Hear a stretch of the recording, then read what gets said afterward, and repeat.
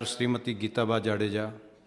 माननीय अध्यक्ष श्री, હું આપના માધ્યમથી માન્ય મંત્રી શ્રી પાસેથી જાણવા માગું છું કે રાજકોટ જિલ્લામાં વર્ષ 2022-23માં તાલુકાવાર કુલ કેટલું ઘાસ એકત્રિત કરવામાં આવ્યું અને કેટલા માનવદિન ઉત્પન્ન થયેલ છે અને કુલ કેટલી રકમ મજૂરોને ચૂકવણું કરવામાં આવી। માનનીય અધ્યક્ષ શ્રી, રાજકોટ જિલ્લાની વાત કરીએ તો તાલુકાનું નામ કોટડા સંગાણીની અંદર એકત્રિત કરેલા ઘાસ 1.50 લાખ કેજી, એમાં લગભગ 2600 જેટલા માનવદિન ઉત્પન્ન થયા છે અને 9.24 લાખનું ચૂકવણું કરવામાં આવ્યું છે। એ જ રીતે લોઢીગા તાલુકાની અંદર 5 લાખ કિલોગ્રામ, એની અંદર 8667 માનવદિન ઉત્પન્ન કરવામાં, એની પાછળ 30.79 લાખનો ખર્ચ કરવામાં આવ્યો છે। પદધડીની અંદર 0.95 લાખ કિલોગ્રામ ઘાસ ઉત્પન્ન કર્યું છે, એની પાછળ 1650 દિન માનવદિન ઉત્પન્ન થયેલા છે અને 5.86 લાખનો ખર્ચ કરવામાં આવ્યો છે।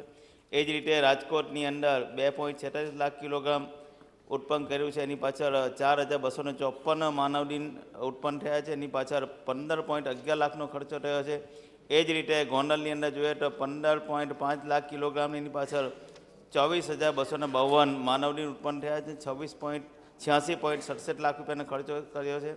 જામકંડોળાની અંદર જોઈએ તો 3.35 લાખ, એની પાછળ 5,398 દિન માનવદિન ઉત્પન્ન થયા છે અને 19.18 લાખ રૂપિયાનો ખર્ચો થયો છે। એ જ રીતે ઉપલેટાની અંદર જોઈએ તો 2.60 લાખ કિલોગ્રામ, એની પાછળ 4,189 માનવદિન ઉત્પન્ન થયા છે, 14.88 લાખનો ખર્ચો થયો છે।